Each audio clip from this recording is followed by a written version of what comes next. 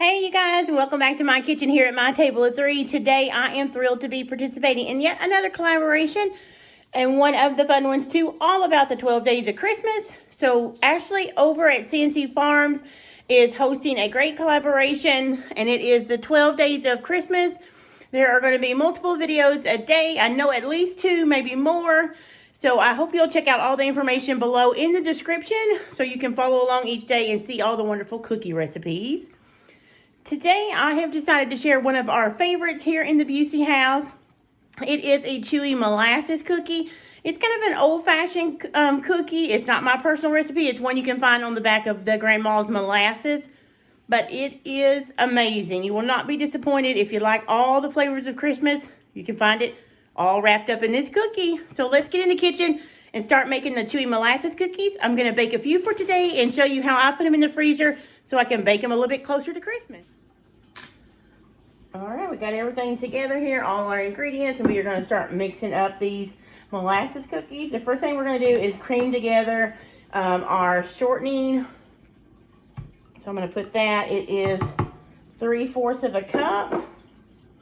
Then we're going to put in our brown sugar, which is 1 cup, and this is a packed 1 cup, and it's light brown sugar. You guys, you can totally get the recipe off the back of this Grandma's Molasses because this is exactly where it came from.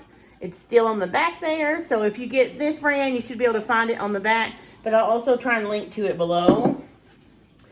And then we need 1/4 cup of regular white sugar.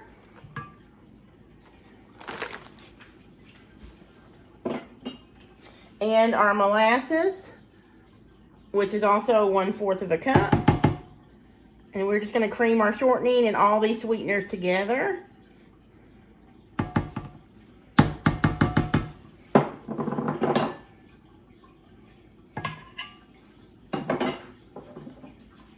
Put my paddle attachment on. This is the one that has the spatulas on the side, so I really like that. It works really good to get the sides clean. Now, let me tell you a little fun story about these molasses cookies. It is a cookie that we make every year for Christmas. And it started out when I was at work one day. Anthony was at home with Nathan. And they made this recipe. And when I come home from work, I got to try it. And it was actually the first time I had ever tried molasses cookies. Okay, so it's creamed together. You guys can see that. So we're going to go ahead and add our 1 egg. And I just slightly beat it, but I'm gonna go ahead and let that go ahead, and I'll tell you the story of the rest of it. So they made it, when I come home from work, I tried it and I absolutely loved it. I had actually never had molasses cookies before. And this was like Nate was 4 and he's 14 now, to give you an idea of how long we've been making these cookies. But we all fell in love with them, and since they are not low carb and not sugar free at all, and they actually use the Crisco, which I don't really favor. We have these on one time a year, and that's at the holidays, and this is a batch I'm gonna make. I'm gonna show you guys how to whip them up and make them, but then I'm only gonna make a few today. The rest I'm going to freeze. So we have everything in there. Now we're gonna put our spices. This is 1 teaspoon, actually I did a little bit more. The recipe calls for 1 teaspoon ginger, 1 teaspoon cinnamon, but I like it a little bit more with the bite. So mine is 1½ teaspoons of cinnamon and 1½ teaspoons of ginger, and that is 1/4 of a teaspoon of salt, which the recipe calls for. All right. And then we're going to put in, it also calls for 2 1/4 cups of flour, and we're just going to put it in half at a time. And mix it in. I'm also going to push down the sides really quick. These cookies, now molasses I understand is probably not something everybody likes, but if you like holiday spices and like cinnamon and things like this, if you have not tried these cookies, you really should, because they are so good. They're just so good. And they just remind me of the holidays. All right, so we got that. Let me go ahead and put in the rest of our flour real quick. Now, once we get these all mixed up, they will need to chill. This recipe says to chill them for 2 hours. So we're going to mix it up, and then I'm going to put it in the fridge and come back when it is chilled, and then show you guys the next step, which is making balls and then rolling it in sugar. But let's get this mixed up really quick, and we will show you how it goes.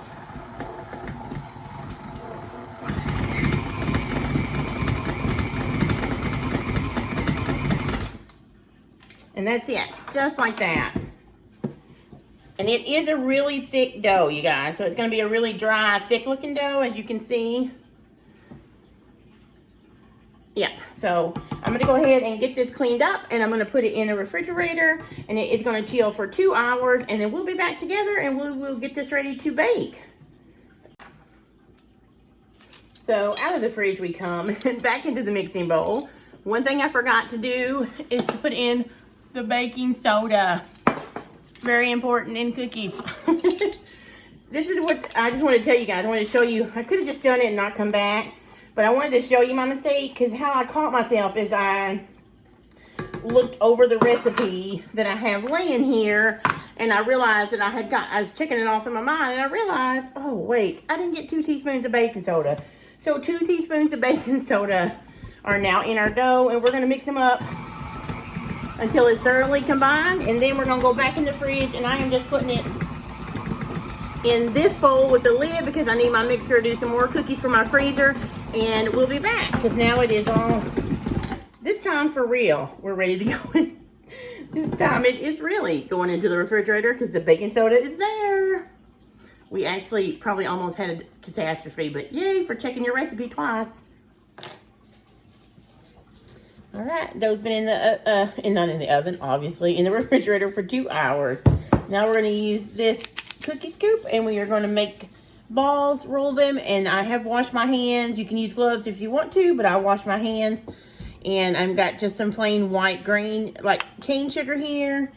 And I'm just gonna make some balls here. We're gonna make cookies, and I'm gonna show you how to do a couple of them, and then we're gonna do it really quick. Just about like this. They don't have to be perfect. And then I roll them in the sugar. I'm doing it on a silicone mat. We're just gonna do them like that. These go really easy once you, can you see what I'm doing? Just between your palms like that. Drop them in. The sugar on them is what gives them the crackle effect. Sometimes I even sprinkle mine, like get a spritzer bottle, and I will spritz water on them. I heard that a while back. I don't always do it, but sometimes I do. And I'm just gonna do a couple more like this. Okay, I'm gonna do it fast now, so give me just a second and I'm gonna show you how I get it done quick. I'm gonna do some for baking today and some for the freezer.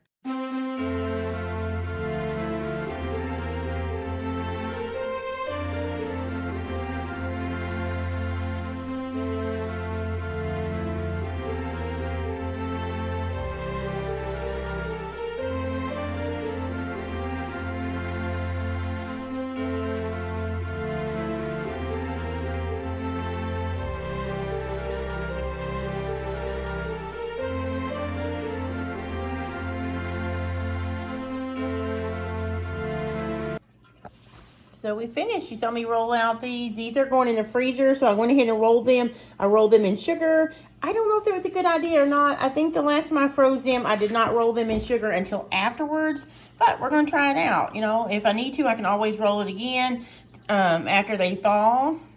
But I'm just going to put these, I'm going to wrap them with plastic wrap, put them in the freezer until they freeze solid, then come back and put them in a gallon bag. And I'm just going to bake these 6 right here for us to try, because these are actually going for later time, and we're just going to test them out and show you how they cook up. So there we go. I got 36 molasses cookies out of this batch. All right, that is it. So these cookies, ooh, I don't want to get the, they bake really kind of quick, and you don't want to over bake them.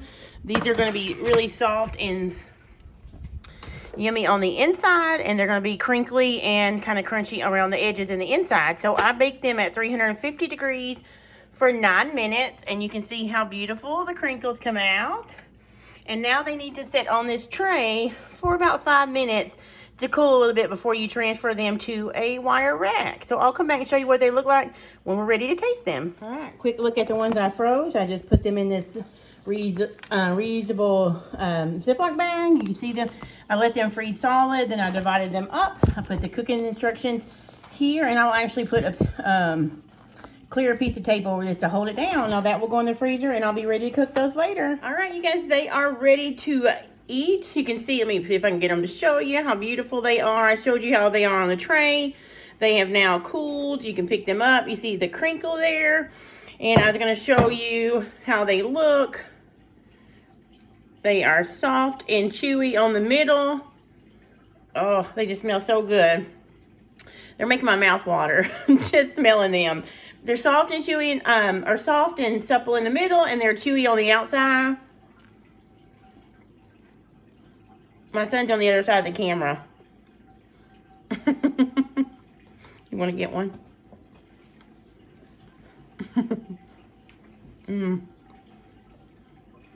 They're so good, and they're so easy, you guys. And they look so pretty on a cookie tray, too. So this is one of our favorite cookies. Like I said, we make it every year at the holidays. So I'm really excited that always happy that my son and husband found it when he was younger. So I hope you enjoyed this video. Again, thanks Ashley over at CNC Farms for inviting me to participate in the 12 days of cookies. I'll have all the information in the description below if there's a playlist. I hope you check out all 12 days of the cookies and that you find some great ones, maybe some new ones, maybe some of your favorites. But check them out. Be sure and give the creators a thumbs up and comment on their cookies. And happy baking, you guys. Merry Christmas.